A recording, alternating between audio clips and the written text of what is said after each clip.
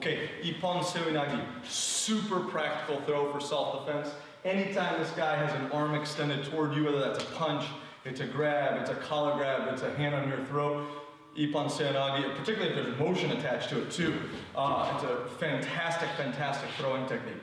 But from the formal position, first and foremost, again, we're gonna off balance to our rear, our hip, ankle, knee, lower body position is gonna be identical to Ogoshi. No changes, everything is applicable. What does change is the utilization of the right arm. So our left hand is we're usually referred to as the hikite, the pulling arm. The right arm is the surite, so I think of it as the controlling arm. It could be the lifting arm, but think of it as how you're controlling the person's body and their connection to you.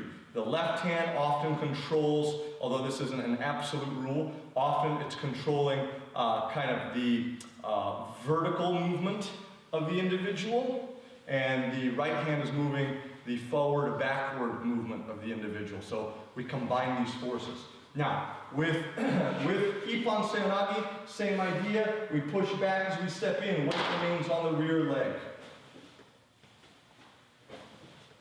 As he recalibrates and tries to come forward, the same timing that I would let go with my right hand to go around his waist for Ogoshi, I'm going to let go, make a fist, and I'm going to bring my elbow to the side of his body. I don't want my arm disconnected from him, so my arm, and particularly the bend of my elbow, is at the side of his body, and I'm going to ride up his arm underneath his armpit until I feel resistance. His arm is there.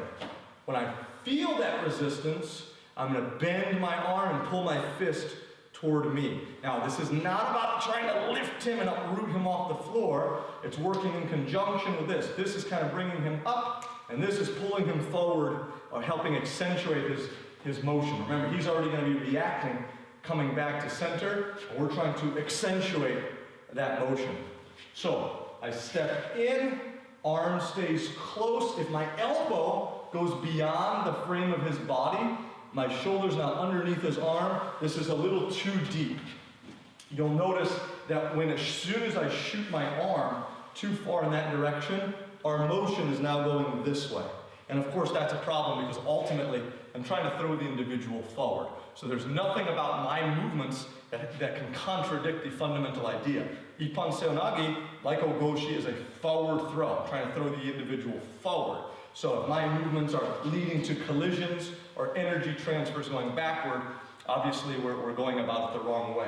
The right arm plays a key role in that. So we want to come up underneath the individual, but we don't want to move too excessively in that direction where it pulls weight onto this leg and creates a bump, and you'll notice our postures are going opposite of where we want to move. So step in, ride the arm up. As soon as this locks in, I'm going to bring my left foot into position.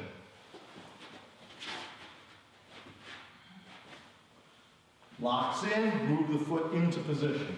I'm somewhat pulling down at that moment with this one and up with this one to kind of keep them locked. Move in, and finish the throw. Again, so long as your hips are low and your lower body is stable, we should be good to go. Step in, lift this arm. Again, I'm thinking about this elbow like an airplane taking off, which is, it's moving forward and slightly up. Some people think about their pinky turning toward the direction of the throw. Sometimes I'll tell our children to look at the time on their watch, although that's starting to be a dated reference, but in any case, I'm going to move in, turn, and throw. From this perspective,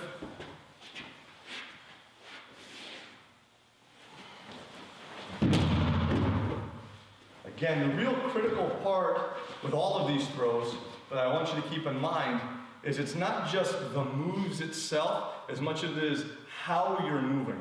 So you can be doing all of the right movements. All of the pieces are correct, but the overall flow and synergy of how these things link together is off. So right off the bat, don't move too fast. Start slowly, but move continuously. Feel for the technique. If you feel any bumps and it's not a very smooth ride, smooth it out. Again, slow down the throw and just move continuously, one action linking into another action. 2 more times.